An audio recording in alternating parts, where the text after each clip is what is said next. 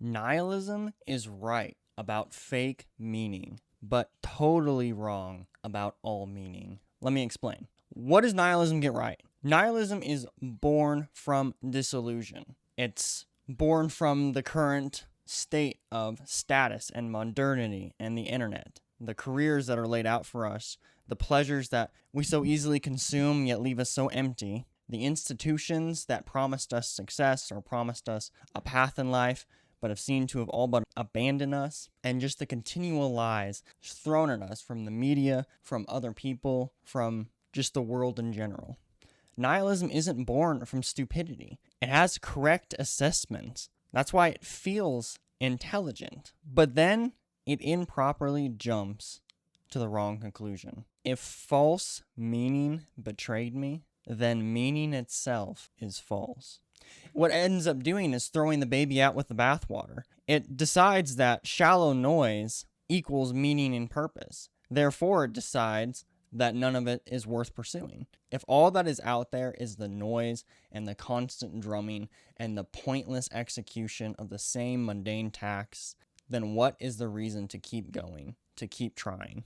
What is nihilism on a fundamental philosophical level? Well, nihilism comes from the Latin word nihil, which means nothing. It is essentially nothingism. In the dictionary explanation, is the rejection of all religious and moral principles in the belief that life is ultimately meaningless. Nihilism for Gen Z, from the angle of the generation that's being coming into the workforce now, that's having to experience adulthood for the first time, nihilism for them is more of a burnt-out trust in the current worldview. Everything feels rigged, nothing changes, caring just gets you hurt, hope is pathetic often, it is seemed. It's safer not to believe in anything, because then it's safe, it keeps you from being disappointed. Why even try? Today there's all these communities and people that sell this black pill mentality, this why even try to play the game. The modern internet nihilism is less philosophical and more of just a practical response to what's going on around us. More correctly, it should be seen as extreme skepticism. A skepticism meaning the doubt of the trustworthiness of many things. And extreme pessimism, a belief that only the worst outcome will happen. Nihilism by itself is just a pure belief in emptiness, that ultimately nothing matters. Skepticism is more based in doubt. Pessimism is more based in despair. Skepticism and pessimism are more often what we see today in Gen Z. It's not that we've given up totally and just declared all structure and meaning ultimately pointless, although I believe many of us are almost to that point. Where we're really at is we want meaning. We want to still pursue purpose. We don't think that it's not worth anything. We don't think it's not worth pursuing. We just can't see what is worth our best effort. Ultimately, if you even clicked on this video or are watching this, you're not a real diehard nihilist. A real diehard nihilist would probably just be sitting in a dark closet somewhere, just because sight and hearing and sound and experiencing anything is ultimately pointless. So what does nihilism, pessimism, hopelessness, this black pill philosophy get wrong? Nihilism declares that all meaning is fake, based on the outcome of some meaning. How can you ultimately say that everything is pointless if you yourself haven't seen and experienced everything? Nihilism, or more properly, the pessimism of Gen Z nowadays, does not go too far into reality. It doesn't go so far into the truth. It actually doesn't go far enough. I mean, if you were cursed that all you could ever see was the bad intentions of people, the destruction and the ultimate collapse of humanity that is just the cycle of history, if all you could see was the destruction and the bad, you would have a more complete world than someone who could only see the good. If someone was only capable of seeing good visually, like imagine, like not even like intellectually, if they were only able visually to see people with good intentions, to see societies and institutions and nations and the world with good intentions, they would be nearly blind. But we are capable of seeing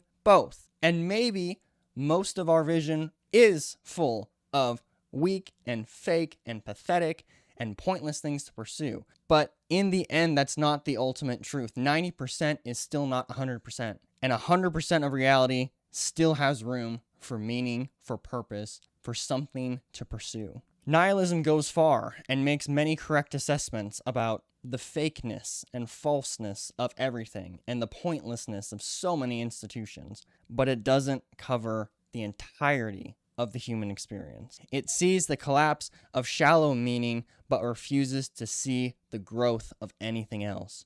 So practically, what does a life of hopelessness and pessimism end up producing? Okay, so you think you got everything figured out, right? I mean, I'm speaking to myself too, because I've dealt with the same kind of despair, the same kind of like, what's the point? What are we fighting for? What does that end up creating in you, though? It ends up creating someone who is passive. Okay, if everything's meaningless, then what's worth fighting for? It makes you unable to commit, unable to sacrifice, unable to endure. It makes you someone who just chases the next high, the next dopamine, because you haven't actually committed to the full nihilistic idea that nothing is meaningless. You still end up pursuing your pleasure. You still end up pursuing immediate gratification.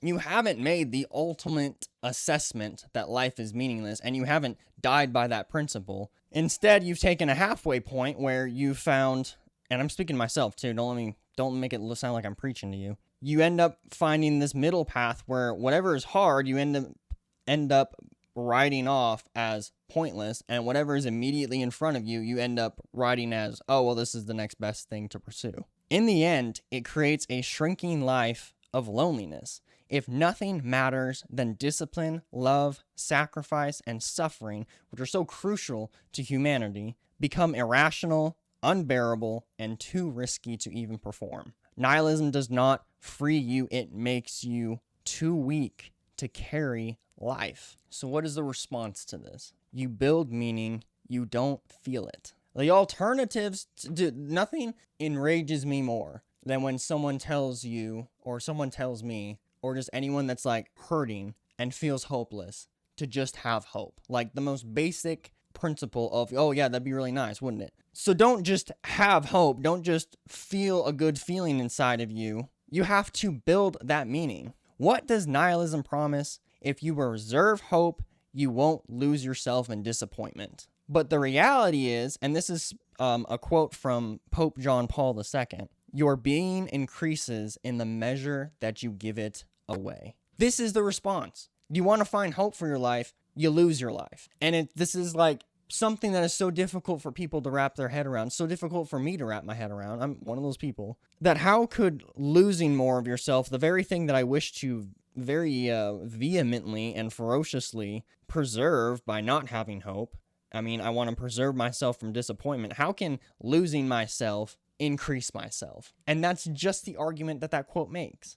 The answer, don't take that wrong, it's not the answer of working harder. It's working with intent. Nihilism, hopelessness is easy. It ultimately lets you just go do whatever you want because there's no meaning, ergo there's no consequence and there's no purpose. But ultimately the response to fight hopelessness is to work for someone else. If you're not happy with yourself, if you're not happy with your life, if you're not happy with where you're at, work for someone else. Find someone else that's in a worse case than you are. Or even think of it this way. Work for your future self. No, we kind of like doing work for the appreciation that we sometimes get. I mean, it's sometimes more difficult nowadays to get appreciation for what you do. But think of how much your future self will appreciate you. Like the work that you put in now, if you think about your future self, and don't let this turn into like a selfish, like self-talk kind of bullcrap. But if you really can't find it within yourself to work and sacrifice for any other living being on the planet, work for yourself.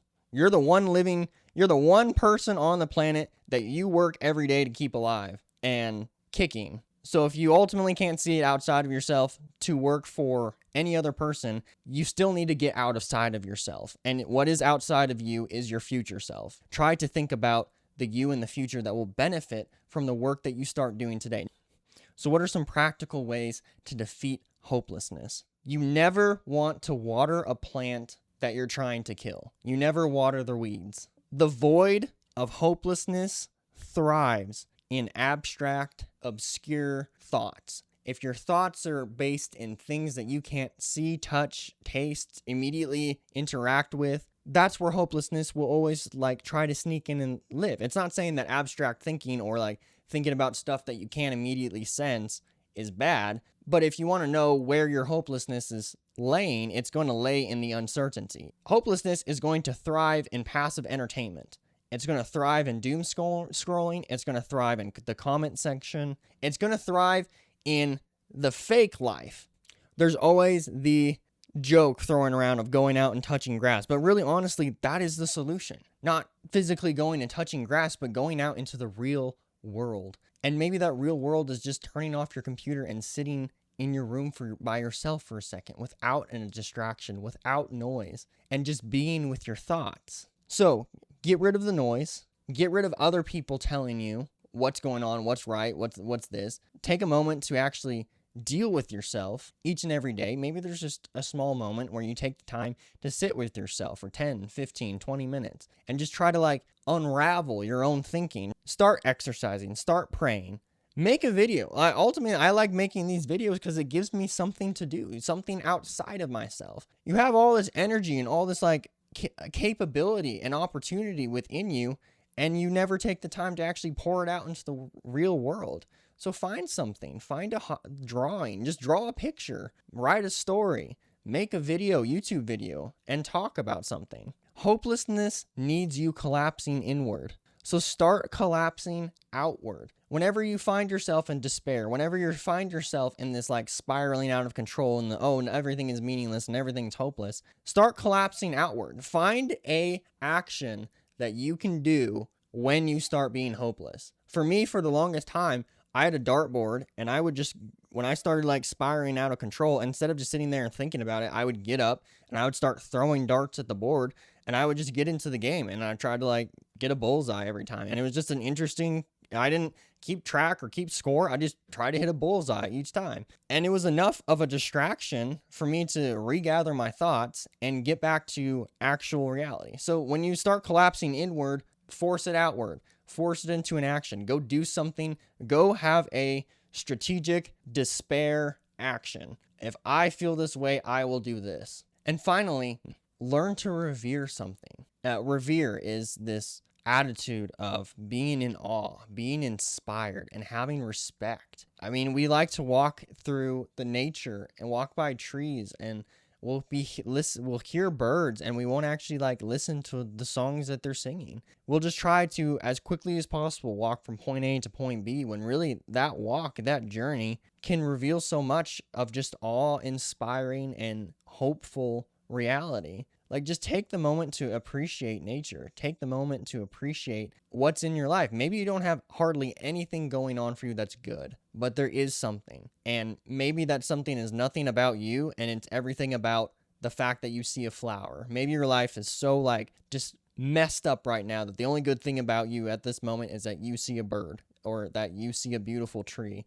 or that you see a beautifully cut lawn, or whatever. Like, there is something beautiful. Even if it's not in you or in your immediate environment, there is something outside of your environment that you will see. And maybe it's just a friend. But learning to respect and remember, honestly, those good things again makes hopelessness and meaninglessness lose its bite, lose its power. In the end, nihilism is right in that many of the meanings that the world has offered us are fake. Many of the things that Gen Z was supposed to be hopeful for and to look for, the American dream, has ultimately failed us. But it's wrong to conclude that everything is fake, that all meaning is false. False meaning should make us dig deeper for real meaning. The cure for hopelessness is not constant inspiration. It is in daily responsibility, honest love, chosen sacrifice, and the humility to believe that life might mean more than what your current mood can see.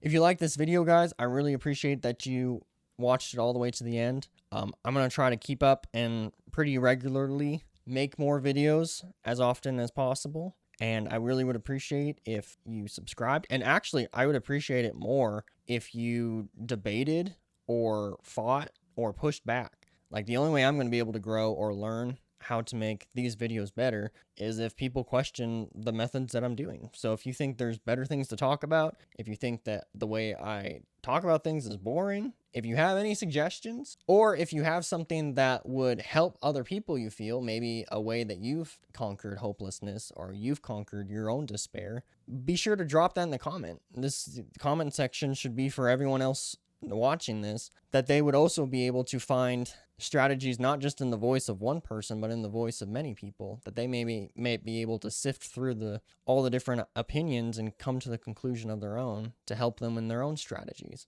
So if you're all about that, if you're all about helping people, if you want to start getting rid of hopelessness right now, and you want to do that by pouring out into the comment sections on how your story or how you've struggled, then please be sure to drop a comment below. And I really appreciate it. Thank you.